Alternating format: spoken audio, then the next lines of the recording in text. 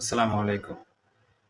এমন একটি ভয়ঙ্কর বিষয় শেয়ার করতে যাচ্ছি যে বিষয়টা এত বেশি জটিল, এত বেশি ভয়ঙ্কর যে এটাই একজন মানুষকে একজন মানুষ জান্নাতে প্রবেশের পথে প্রতিবন্ধকতা সৃষ্টি করতে পারে। এত বেশি ভয়ঙ্কর। এখন আমরা বিষয়টাকে হাদিস থেকে একটু জেনে নিই। নবী করিম সাল্লাল্লাহু আলাইহি ওয়াসাল্লাম বলেছেন, ফাইন্নাল হাসাদা ইয়াকুলুল হাসানাত। Jealousy jealousy is very dangerous. হিংসা, হাসাদ, জেলাসি এটা এত এত বেশি ডেঞ্জারাস, এত বেশি মারাত্মক যে এটা আমলা হাসানাকে একদম বরবাদ করে দেয়, একদম ধ্বংস করে দেয় আমলা হাসানাকে। এখন আমলা হাসানা কি? আমলা হাসানা হচ্ছে নামাজ, রোজা, হজ, যাকাত, এভরিথিং। যত ভালাই, যত নেক কাজ রয়েছে, সব নেক কাজকে আমলা হাসানা বলা হয়েছে।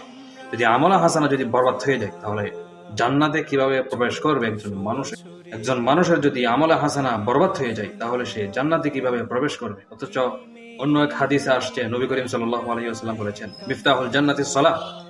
নামাজ হচ্ছে বেহেশতের চাবি।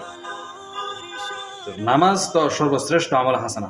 এটা যদি বরবাদ করে দেন আপনি, হিংসা করে, হাসাদ করে, তাহলে আপনি মানুষ হবে জান্নাতে প্রবেশ করবেন। অতএব এই জঘন্য কাজ থেকে, এই ভয়ঙ্কর কাজ থেকে আমাদের সবারই সচেতন থাকা উচিত, সতর্ক থাকা উচিত। এই ভয়ঙ্কর কাজ সম্পর্কে আমাদের সকলেরই অবগত থাকা উচিত।